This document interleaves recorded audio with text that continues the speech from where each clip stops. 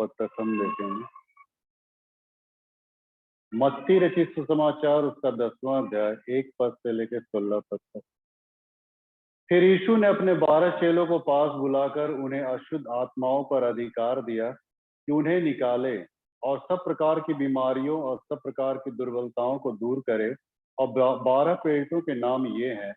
पहला शमौन जो पतरस कहलाता है और उसका भाई अंद्रियास, जब्दी का पुत्र याकूब और उसका भाई यूहन्ना, फिलिपुस और बरतुल्मै, थोमा और महसूल लेने वाला मत्ती, हल्फै का पुत्र याकूब और तद्दै, शमौन कनानी और यहूदा इस्करियोती जिसने उसे पकड़वा भी दिया। इन 12 को यीशु ने यह आज्ञा देकर भेजा कि अन्य जातियों की ओर न जाना और सामरियों के किसी नगर में प्रवेश न करना, परंतु इज़राइल के घराने ही की खोई हुई भेड़ों के पास जाना। और चलते चलते प्रचार कर कहो, ईश्वर का राज निकट आ गया है। बीमारों को चंगा करो, मरे हुओं को जिलाओ, कोढ़ियों को शुद्ध करो, दुष्टात्माओं को निकालो। तुमने सेंतमेंत पाया है, सेंतमेंत दो। अपने पटुकों में न तो सोना, न रूपा, न तांबा रखना। मार्ग के लिए न झोली रखो, न 2 कुर्ते, न जूते, न लाठी लो, क्योंकि मजदूर को उसका भोजन मिलना चाहिए। जिस किसी नगर या गांव में जाओ तो पता लगाओ कि वहां कौन योग्य है, और जब तक वहां से न निकलो उसी के यहाँ रहो। और घर में प्रवेश करते हुए उसको आशीष देना। यदि उस घर के लोग योग्य होंगे तो तुम्हारा कल्याण उन पर पहुंचेगा, परंतु यदि वे योग्य न हो तो तुम्हारा कल्याण तुम्हारे पास लौट आएगा। और जो कोई तुम्हें ग्रहण न करे और तुम्हारी बातें न सुने, उस घर या उस नगर से निकलते हुए अपने पांवों की धूल झाड़ डालो। मैं तुमसे सच कहता हूँ कि न्याय के दिन उस नगर की दशा से सदोम और अमोरा के देश की दशा अधिक सहने योग्य होगी। देखो, मैं तुम्हें भेड़ों की नाई भेड़ियों के बीच में भेजता हूँ, तो सांपों की नाई बुद्धिमान और कबूतरों की नाई भोले बनो। आइए हम प्रार्थना में जाएंगे। प्रिय परमेश्वर, हम तेरे वचन की ओर इस वक्त हम जा रहे हैं पिता, और जो भी अपनी बातों को तू खोलना चाहता है, हमारे मन अंतकरण को तैयार कर, ताकि तेरे वचन को अपने हृदय में आत्मसात करे। मांगते यीशु के नाम से, सुनो दया पिता। मंडली कृपया बैठ जाए।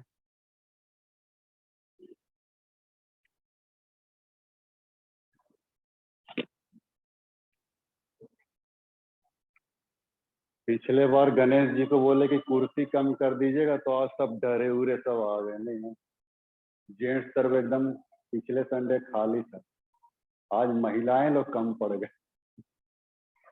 चलिए, अब कंपटीशन चलेगा ना हर संडे, कौन ज्यादा जेंडर उपस्थित होता है।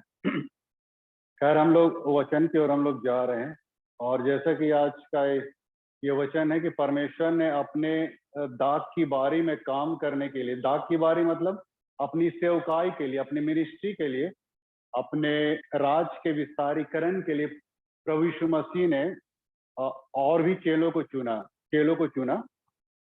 तो यहाँ हम देखते हैं कि परमेश्वर का देखिए चुनाव अपनी सेवकाई के क्षेत्र में लाने के लिए बहुत सारे ऐसे लोगों को उठाता है। और यीशु मसीह भी जानते थे कि मेरा इस पृथ्वी पे ज्यादा दिन मेरा नहीं है। यीशु मसीह 33.5 साल तक इस पृथ्वी पे रहे। 30 साल की उम्र में उन्होंने अपनी मिनिस्ट्री सेवकाई की, अपनी सेवकाई को आरंभ किया 30 साल की उम्र में। लुका लिखा हुआ लुका के समाचार में।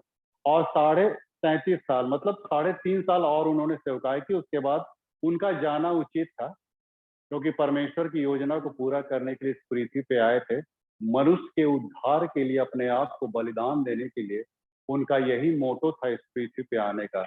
इसीलिए वे जानते थे कि मेरा यहाँ पे बहुत ही कम दिन है, लेकिन मेरे जाने के बाद इस राज का, परमेश्वर के राज का विस्तारीकरण, एक्सटेंशन कौन करेगा?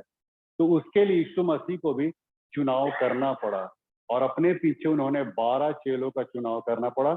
ये 12 चेलों का यहाँ पे नाम दिया गया। आप बोलिएगा फिर यहूदा इस्करियोती को क्यों चुना? देखिए, यीशु मसीह का चुनाव गलत नहीं था, परमेश्वर का चुनाव गलत नहीं है। यहूदा इस्करियोती को इसलिए चुना था क्योंकि उसने पकड़वाया था। ये परमेश्वर की योजना में शामिल था।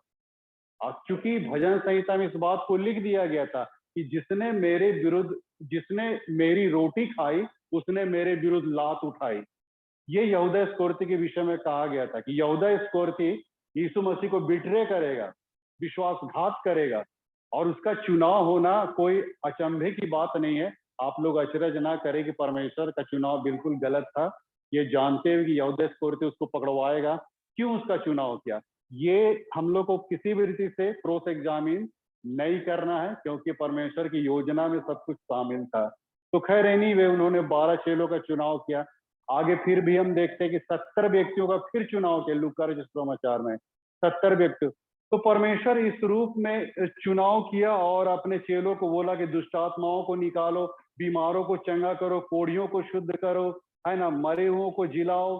ये सारी बातें उन्होंने कहा। जिस घर में तुम जाओ उस घर के लोगों को तुम आशीष देना।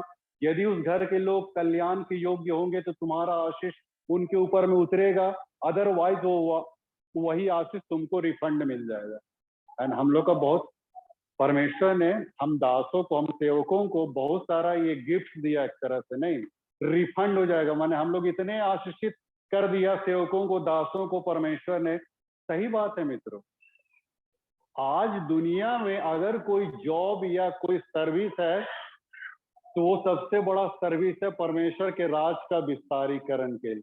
हाँ, वो सबसे बड़ा पवित्र और बहुत ही धार्मिकता लिए हुए, पवित्रता लिए हुए, वो सबसे बड़ा सर्विस, सबसे बड़ी सेवकाई यही है कि हम परमेश्वर के लिए काम कर रहे हैं। अब ऐसा नहीं कि आप लोग जिस जॉब में, जिस डिपार्टमेंट में, जिस सर्विस में है, आप लोग मतलब परमेश्वर के लिए नहीं कर रहे हैं, ऐसी बात नहीं है।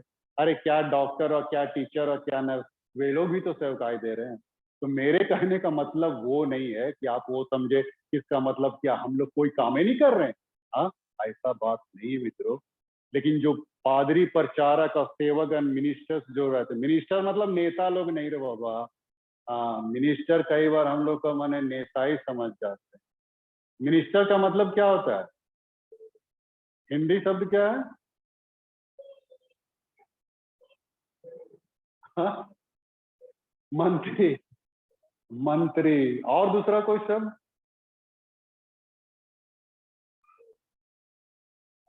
और कोई मिनिस्टर का हिंदी शब्द?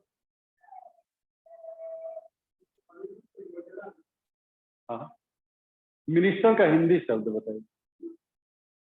मिनिस्टर का हिंदी, एक तो मंत्री बोले, किसी के दिमाग में नहीं आ रहा है। सबको ढूंढने में लग गए, डिक्शनरी गूगल खोल रहे, कने आ जाए। लेकिन मिल, हाँ हाँ हाँ, हाँ, प्रबंधक, हाँ प्रबंधक भी हो सकता है। मिनिस्टर का एक्चुअली अर्थ होता है, मंत्री नहीं होता है। जैसे कि आज मंत्री लोग मैंने अपने आगे पीछे मैंने गाड़ियां घूम रही, लोग उसकी सेवा कर रहे हैं भैया। अरे मिनिस्टर का वास्तविक अर्थ होता है सेवक। इस बात को याद रखिएगा। मिनिस्टर मतलब सेवक, नौकर, दास। हाँ, वो मिनिस्टर अपनी सेवा करा रहा है, बल्कि उसको सेवा किसकी करनी है? पब्लिक की। अब पब्लिक उल्टे उसकी सेवा कर रहा है, बताइए। तो वो तो सेवक है, ये नौकर है, पब्लिक गवर्नमेंट, पब्लिक का सर्वेंट है मित्रों। लेकिन लोग उसकी सेवा में आओ भगत कर रहे हैं, माला चढ़ा रहे हैं, दौड़ रहे हैं गाड़ी को। सोचिए ना, भारत का कॉन्स्टिट्यूशन कितना खतरनाक है कि आईपीएस आईएएस ऑफिसर एक माने मिडिल क्लास आदमी के पीछे पीछे दौड़ रहा, कार के पीछे पीछे। नेतवा क्या है? चौथी पास, और उसके पीछे पीछे आईएएस ऑफिसर, आईपीएस ऑफिसर दौड़ रहा है। ये तो भारत का भविष्य मित्र है। कैसे मैंने भारत मैंने ये करेगा? हाँ? इतने पढ़े लिखे आईपीएस आईएएस ऑफिसर चौथी क्लास के पीछे भाग रहा है। अरे भैया, वो सेवक है। मिनिस्टर का एक्चुअल अर्थ होता है सेवक। मिनिस्ट्री, उसी से मिनिस्ट्री निकला है ना। मिनिस्टर से ही मिनिस्ट्री आया है, सेवक से ही सेवकाई आया। ये सेवकाई का जो हम लोग को काम कर रहे हैं, हम लोग एक सेवक के रूप में मित्रों, हम लोग एक दास के, एक नौकर के रूप में, परमेश्वर का एक नौकर। पौलुस क्या कहता है कि मैं परमेश्वर का दास हूं। दास मतलब, दास नौकर में भी फर्क होता है। क्या क्या फर्क होता है? मालिक का सेवा करना, दोनों मालिक का सेवा करता है, लेकिन दोनों में फर्क है। नौकर अपने पारिश्रमिक का, अपने लेबर का, अपने माने क्या बोले, पारिश्रमिक, अपने मेहनताना का वो हकदार होता है। लेकिन एक दास जो होता है, गुलाम जो होता है, वो कभी भी अपनी मालिक का पैसों का ये हकदार नहीं होता है। अपनी मेहनताना का, अपने जो भी परिश्रम किया उसका हकदार एक दास, एक गुलाम नहीं होता है मित्रों, नौकर होता है। और नौकर को अपनी बात रखने का पूरा हक होता है, लेकिन दास को अपनी पूरी बात रखने का नहीं होता, क्योंकि वो गुलाम है, वो खरीदा गया है। पौलुस भी कहता कि मैं एक दास हूं, मैं एक नौकर भी नहीं बोला, मैं एक दास हूं, गुलाम हूं, परमेश्वर का गुलाम हूं। परमेश्वर जैसा जैसा बोलेगा वो ऐसा ही वैसा मैं। पौलुस का अपने ऊपर कोई भी चलता नहीं था, अपने ऊपर कोई भी, एक सेवक के साथ ऐसा ही होना चाहिए। एक सेवक को ऐसा ही होना चाहिए कि उसका अपने ऊपर कोई कमांड नहीं होना चाहिए कि मेरी योग्यता, मेरी ताकत, मेरा परिश्रम। आजकल देखिए जो सेवकाई जो होता है, हम मानवीय मानवीय मेथड के द्वारा हम लोग करते हैं। मनुष्यों का जो मेथड होता है, जो सिद्धांत होता है, जो जो स्ट्रेटजी होता है, उस आधार पे हम लोग आजकल की सेवकाई देखती है, हम लोग देखने को मिलता है। लेकिन मित्रों, उस सेवकाई में मैंने बाहरी तौर पे तो फल फूल दिख रहा है, मैंने बहुत सारा मतलब बहुत ये सब सारे काम दिख रहा है, लेकिन ग्राउंड लेवल पे साउंड डॉक्ट्रिन्स नहीं हो रहा है मित्रों, साउंड डॉक्ट्रिन्स नहीं हो रहा है। वो सिर्फ ऊपरी तौर पे मतलब ऐसा मतलब वो दिखता है, क्योंकि हम लोग मानवीय मेथड, अपने मेथड, अपनी स्ट्रेटजी से हम लोग कर रहे हैं। नहीं, खबरदार रहिएगा। परमेश्वर की क्या स्ट्रेटजी है, परमेश्वर कैसे सारी चीजों को बनाता है, चलाता है, वो परमेश्वर के द्वारा किया जाने वाला काम है। ये जितनी भी सेवकाई है, हम मनुष्य अपनी ताकत योग्यता के आधार पर ना करें, परमेश्वर अपने तरीके से करेगा। इसीलिए तो परमेश्वर ने, यीशु मसीह ने किन लोग, कैसे चेलों को चुना, जो मतलब एकदम अनपढ़, गंवार, मछुआरे, ऐसे लोगों को यीशु मसीह ने चुना अपने चेला होने के लिए। अब बाइबल क्या कहती, पहला कुरिन्ती 1 अध्याय के 28-29 पद में, परमेश्वर ने जगत के मूर्खों को चुन लिया ताकि बुद्धिमानों को लज्जित करे।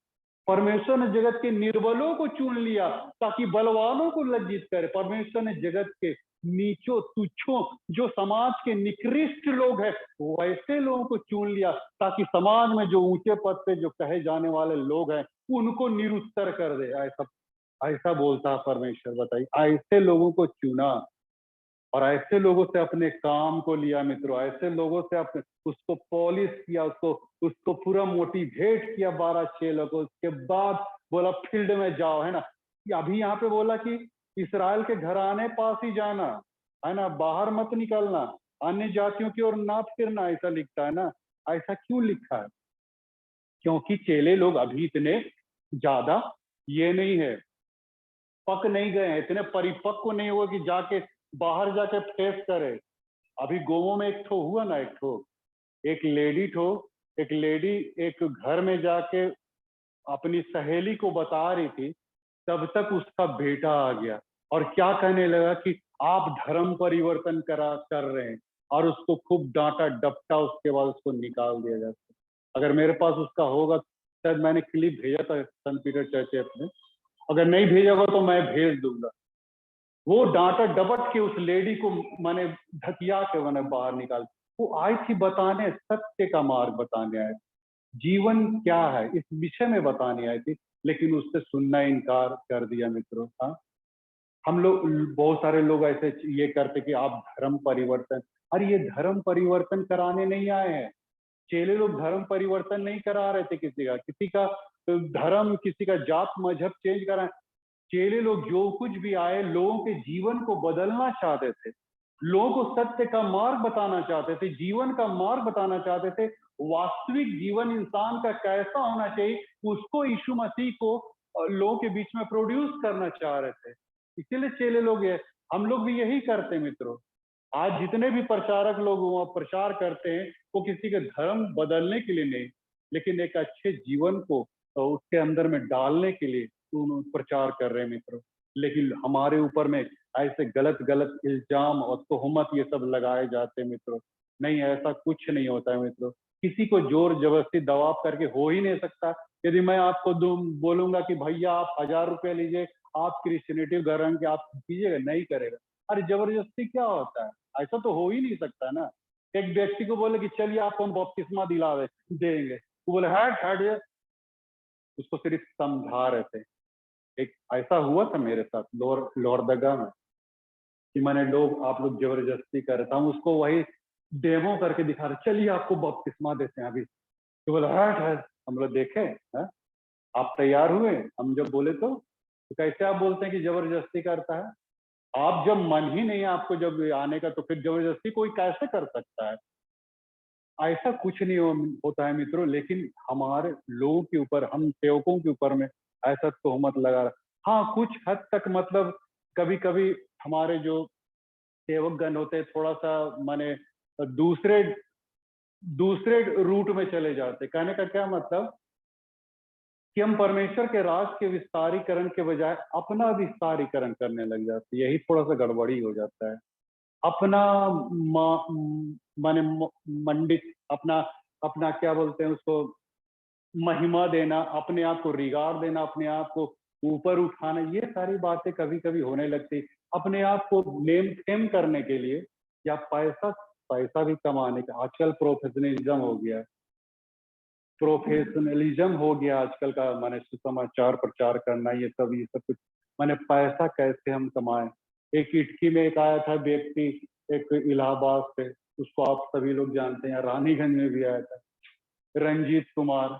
रंजीत कुमार आया था, वहां पे प्रोग्राम किया। मैं जब बाद में इटकी में जब पोस्टेड हुआ, उस समय मुझे लोगों ने बताया था कि ऐसा ऐसा हुआ। तो प्रोग्राम के दरमियान एक लेडी आई थी प्रार्थना करने, और जब प्रार्थना करने आई तो रंजीत कुमार उससे क्या पूछता है, हाय माँ, आपने कितना डोनेशन दिया है, अब लीजिए, आप डोनेशन दीजिएगा तब हम प्रार्थना करेंगे।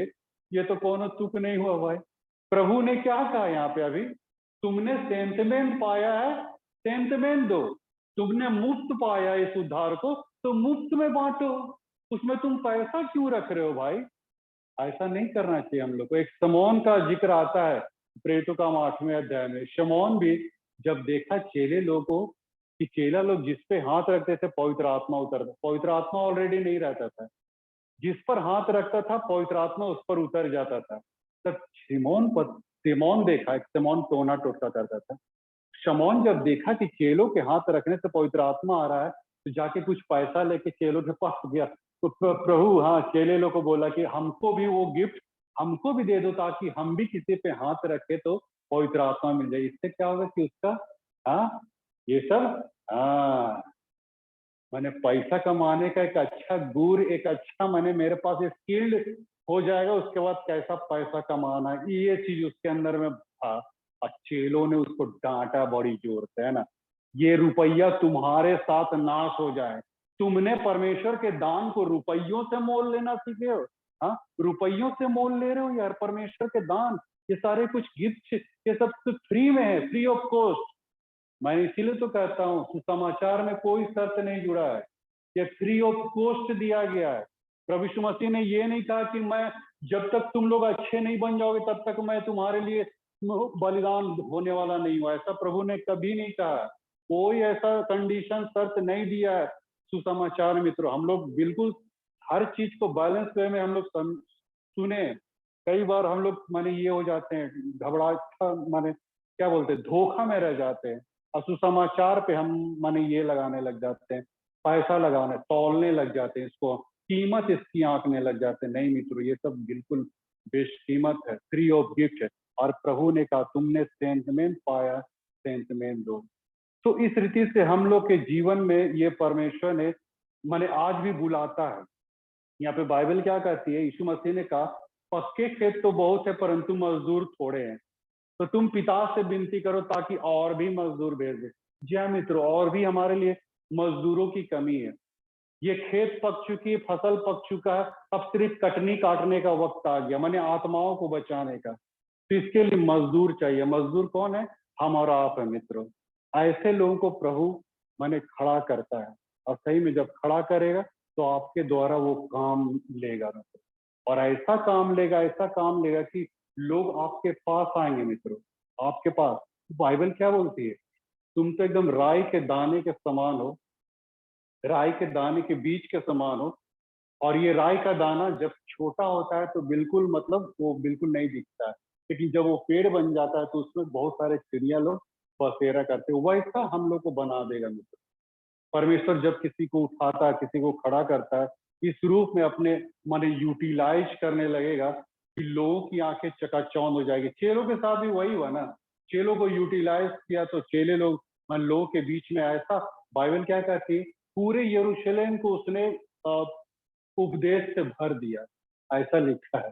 चेलों ने पूरे यरूशलेम को उपदेश से, कहीं ऐसा जगह नहीं छूटा होगा जहां पे प्रचार प्रसार नहीं किया होगा चेला लोग। इतना ज्यादा मतलब परमेश्वर के वचन को स्कैटर्ड कर दिया। तो अच्छी बात है ना, परमेश्वर को हम कहाँ तक अपने जीवन को हम माने काम में लाते हैं मित्रों, परमेश्वर की महिमा के लिए। लेकिन कभी कभी होता है कि हम लोग कभी कभी अपनी मिनिस्ट्री को कभी कभी हम लोग ज्यादा तवज्जो इंपॉर्टेंस देना है, दूसरों के मिनिस्ट्री को हम लोग थोड़ा सा, ऐसे भी हम लोग माने सेवक, हम लोग के जीवन में सब कुछ होता है कि हमारी मिनिस्ट्री अच्छी है, मेरी मिनिस्ट्री, और मेरी मिनिस्ट्री में आ जाओ, मेरे चर्च में आ जाओ, मेरे ये में आ जाओ, मेरे वो में, ऐसा भी हम लोग का कभी कभी होता है। नहीं नहीं, ऐसा हम कभी नहीं कह सकते हैं कि मेरी मिनिस्ट्री अच्छी उसकी मिनिस्ट्री खराब है, ऐसा हम लोग को कभी नहीं करना है मित्रों। और आजकल ऐसा बहुत सारे, देखिए बहुत सारे लोग निकल उठ खड़े हैं, यहोवा विटनेस, यहोवा विटनेस, हो सकता है आप लोग का घर में भी पहुंचे, यहोवा विटनेस, ओनली जीसस, ऐसे लोग हैं। और बहुत सारे ऐसे कल्ट लोग खड़े हो गए। एक तो आजकल माता मरियम निकल गया है, एक तो हाँ, एक तो और कलीसिया निकल गया माता मरियम, आरसी को नहीं कह रहे हैं, एक तो है। तो ऐसे ऐसे लोग मतलब खड़े हो गए मित्रों, जिसके जो मैंने आप लोग को बरगलाएंगे भटकाएंगे। लेकिन बाइबल कहती है अंत के दिनों बहुत सारे लोग, झूठे झूठे प्रचारक, झूठे भविष्यवक्ता, झूठे शिक्षक, झूठे ये झूठे वो खड़े होंगे। लेकिन देखो भरमा न जाना, ऐसे करके परमेश्वर ने हम लोग को सतर्क किया है। तो मित्रों मैं कहना चाहता हूँ, हम लोग को अंत के दिनों में बहुत ही माने सही सही ठोक बजा के हम लोग को चलना है, संभलना है। और हम लोग को कई बार अपने बातों को ही हम लोग तवज्जो देने लग जाते हैं, महत्वपूर्ण बताने लग जाते हैं, ऐसी बात नहीं। मेरे से एक बार बिशप हवा थियोलॉजिकल कॉलेज में जब मैं पादरी ट्रेनिंग में था, तो वहाँ पे एक मेरा एक मेरे से जूनियर था, एक साल जूनियर था। वो लड़का क्या बोला कि हम लोग को एकदम ये होना चाहिए, पूरा पूरा जीट जाट, पूरा एकदम पूरा अपडेट, पूरा मतलब पूरा एकदम कपड़ा हमारे अच्छा खासा कपड़ा एकदम पहन के, और बहुत ही मैंने 3 पीस सूट के पहन के हम लोग को प्रचार करने जाना है। हम बोले ऐसा काहे बोल रहे हो तुम? तो बोला कि नहीं, बाइबल कहती कि तुम मसीह के राजदूत है ना। सेवक लोगों को क्या बोला? एम्बेसडर, राजदूत। हम लोग राजदूत, परमेश्वर के राजदूत का क्या काम होता है? एक देश का सूचना इंफॉर्मेशन दूसरे देश को पहुंचाता है, राजदूत यही कहता है। हम लोग भी परमेश्वर के राज का इंफॉर्मेशन दूसरों तक पहुंचाते हैं ना, हम लोग भी राजदूत है। तो राजदूत है तो अच्छे कपड़े पहनना चाहिए, पूरा जीट जाट में रहना चाहिए। हम बोले ऐसा नहीं होगा, ऐसा नहीं हो सकता है।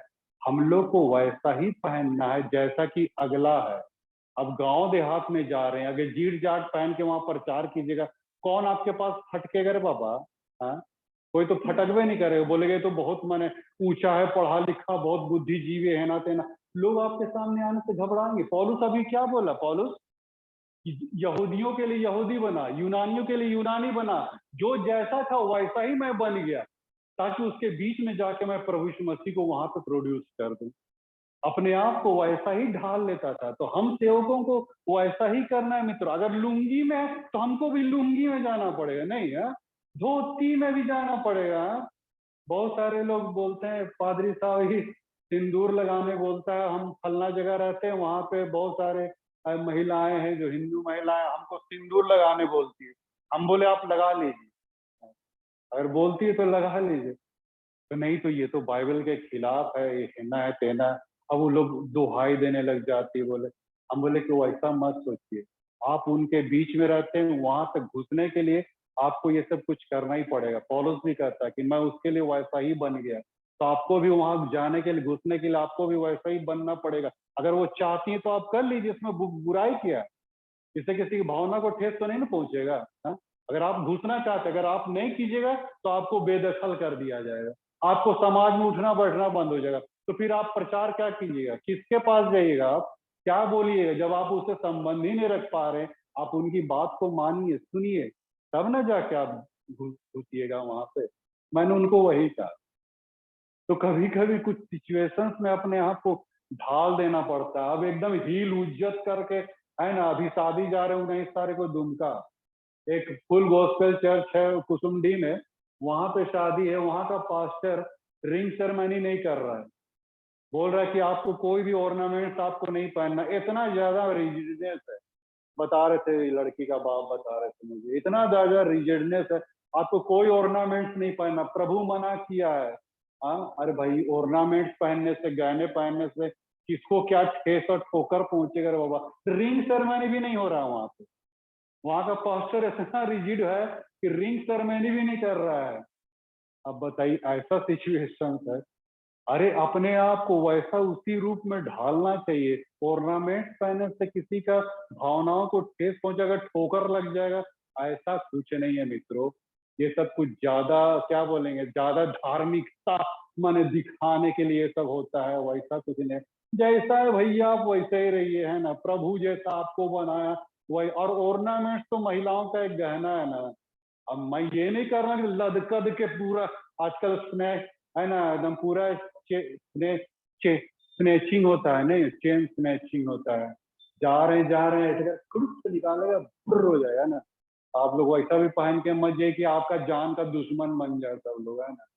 हाँ, कभी कभी अपने पैर में कुल्हाड़ी मार लेने जैसा होता है। पूरा लदकद के निकलिएगा, बस पिस्तौल उड़ा देगा। हाँ, एक गहना के चलते आपका जीवन मतलब चला जाएगा, क्या फायदा।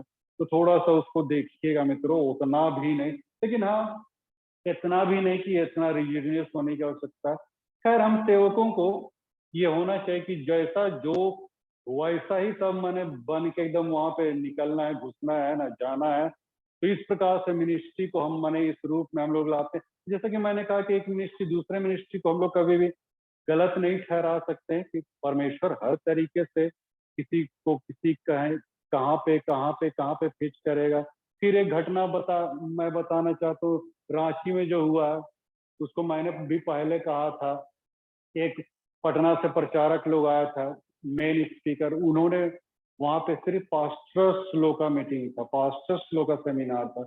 लगभग 100 पास्टर्स आए थे, उसमें सीएनआई का सिर्फ लगता है हम ही एक थे, एक 8 जीएल का होगा, बाकी सब मैंने दूसरे छोटे मोटे कलीसिया के लोग। तो वहां पे एक जब पास्टर ने इस बात को बताया कि आजकल मेन लाइन चर्चेस लोग बाहर में प्रचार नहीं करते, बाहरी प्रचार, आउटरीच प्रचार नहीं करते। मेन लाइन चर्चेस सिर्फ 12 चर्चेस लोग ही आत्माओं को बचाने का काम करते हैं। तो मुझे लगा थोड़ा सा खुन्नस, मुझे लगा मतलब मैं जहाँ पे ये होता है ना थोड़ा सा खुदुर बुदुर, तो हम खड़ा हो जाते हैं। अब मैं वहां पे खड़ा हो गया।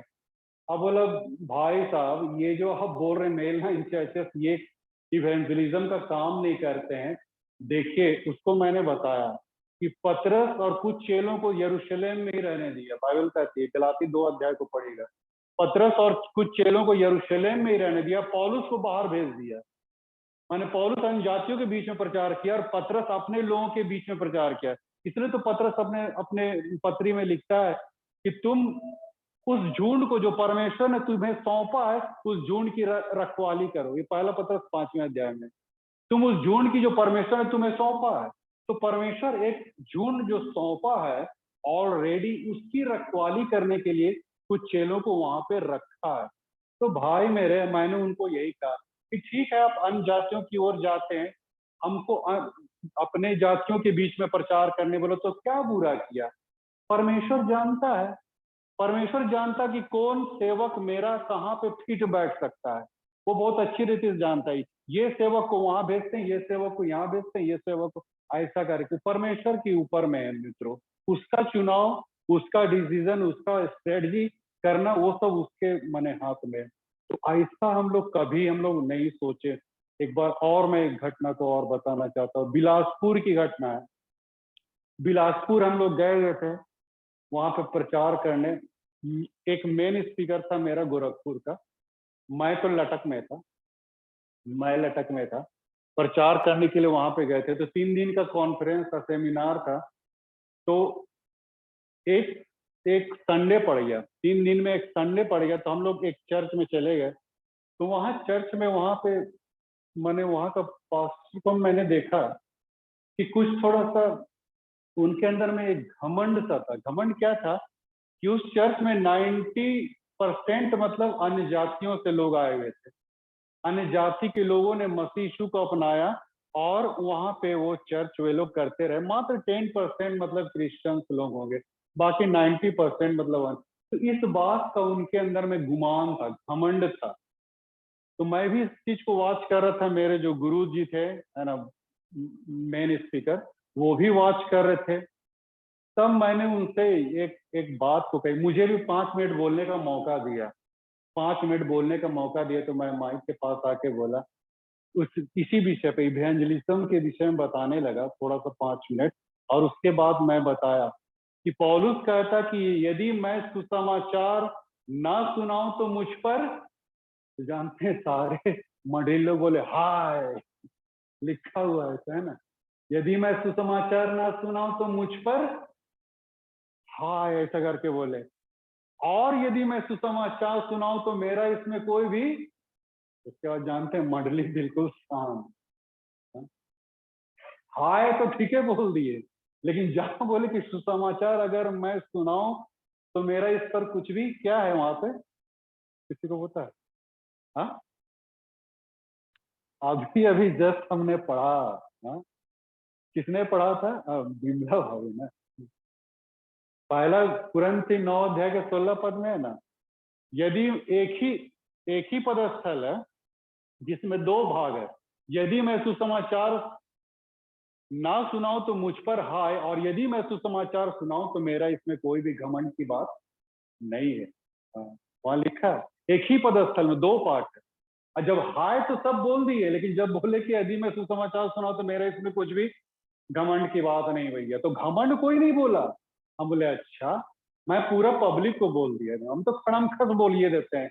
अच्छा, आप लोग को यही सिखाया गया एक ही पदस्थल है, आप एक पदस्थल के एक पार्ट को आपको अच्छी तरह याद है, लेकिन दूसरे पार्ट को आप पढ़ नहीं रहे, मैंने डिलीट कर दिया। जो चीज अपने अनुकूल है उसी को फिट करो भैया, है ना, बाकी सब तो दूसरों के लिए। अच्छा, कोई एक गाल पे थप्पड़ मारे तो दूसरों को, हाँ, दूसरा गाल ही फेर देना, ये दूसरों के लिए नहीं, अपने लिए तो है कि कोई एक गाल पे मारे तो दूसरा भी जमा दो, है ना। हमारे लिए थोड़ी ऐसा करके बोलता है, ऐसा नहीं है मित्रों। तो यहाँ पे देखिए मित्रों, कई बार हम अपनी मिनिस्ट्री को हम लोग माने बहुत अच्छे कहने लग जाते हैं, जैसे पतरस, अपोलुस, बहुत सारे ऐसे चेले लोग, हाँ ना, खलोए के घराने भी कह रहे कि मेरे इसमें आ जाओ। हर कोई अपना कह रहा था। पहला कुरिन्थी 1 अध्याय में है, हर चेला लोग अपना अपना बतिया रहा था कि अपने है, मेरा है, मेरी कलीसिया, मेरा मिनिस्ट्री, मेरा ये, मेरा वो। ऐसा हम लोग को नहीं करना है मित्रों। हर मिनिस्टर, हम लोग हर सेवक एक ही कश्ती में सवार हैं और परमेश्वर की योजनाओं को सफलीभूत करें। इसलिए हम लोग को सब मिल के हम लोग को चलना है, लोगों के बीच में प्रचार प्रसार करें मित्रों। ये हमारे लिए बहुत बड़ी उपलब्धि है। और एक पुस्तक को मैं पढ़ रहा था, उसमें लिखता है यदि सफलता मिले तो बांग न दे, और असफलता मिले तो कांव कांव ना करे। फिर से सुनिएगा, सफलता मिले तो बांग न दे। कभी सफलता मिलता है तो हम लोग कुकड़ू कु, है ना, सूरज चौथा रफा हम लोग हल्ला करते हैं। हाँ, हमने ऐसा कहा। वही सफलता मिले तो बांग न दे, और असफलता मिले तो कांव कांव ना करे।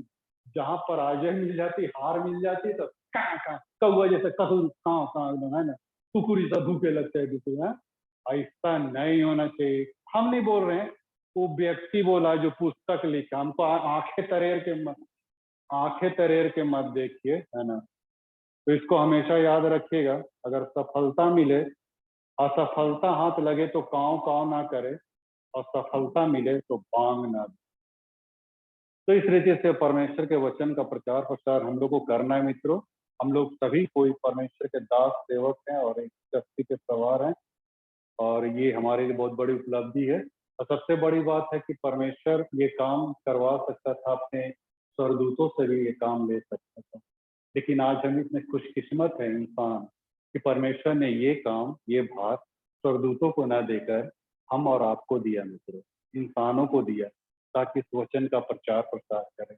और यही मैंने आज बहुत बड़ी बात है, हम इस वचन को हम लोगों के बीच में हम बताएं, समझाएं, सिखाएं कि वास्तव में जिंदा खुदा कौन था, जिंदा परमेश्वर कौन था, कौन आपके लिए अपने आप को सूली पे ले गया, चढ़ा, आपके लिए जान दी, आपके लिए अपने प्राण को दिया, आपके गुनाहों से छुटकारा देने के लिए अपने आप को बलिदान कर दिया। ये सारी बातें हम लोगों के बीच में हम बताएं, ताकि लोगों का मन हृदय प्रभु की ओर उठे मित्र। और एक बहुत बड़ी बात होगी, जब आप एक आत्मा को बचाते हैं, बाइबल कहती है याकूब के पत्री, अगर कोई एक आत्मा को भी बचाता है तो बहुत सारे पापों पे पर्दा डाल देता है।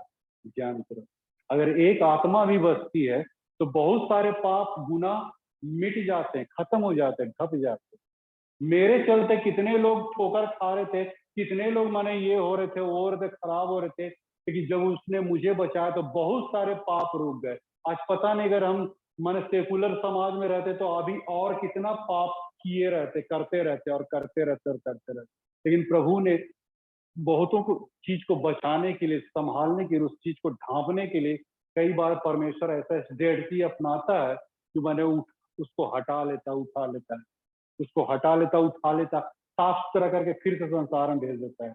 ऐसा भी परमेश्वर करता है। परमेश्वर का स्ट्रेटजी बनाने का तरीका बड़ा अजीबो गरीब है। ऐसा नहीं कि मैंने जाके पहाड़ में धूनी रमा के बैठ गए, है ना, ऐसा भी नहीं। बहुत सारे साधु संत लोग आजकल वैसे ही कर रहे हैं, पहाड़ों में, जंगलों में, कंदराओं में, गुफाओं में जाके धूनी रमा के बैठ गए। अरे भैया, प्रभु वैसा थोड़ी बोला है। और अगर आप बिल्कुल सात्विक जीवन व्यतीत कर रहे हैं तो कौन आपके जीवन से सीखने जा रहा है, सीख लेने जा रहा है, शिक्षा पाने जा रहा है? अरे आपका जीवन ऐसा होना चाहिए कि दूसरों तक माने एक प्रकाश पहुंचे। बाइबल क्या कहती है मत्ती 5 अध्याय में, कि तुम्हारा उजियाला ऐसा चमके कि मनुष्यों के सामने ऐसा चमके कि परमेश्वर की महिमा प्रकट हो तुम्हारे जीवन।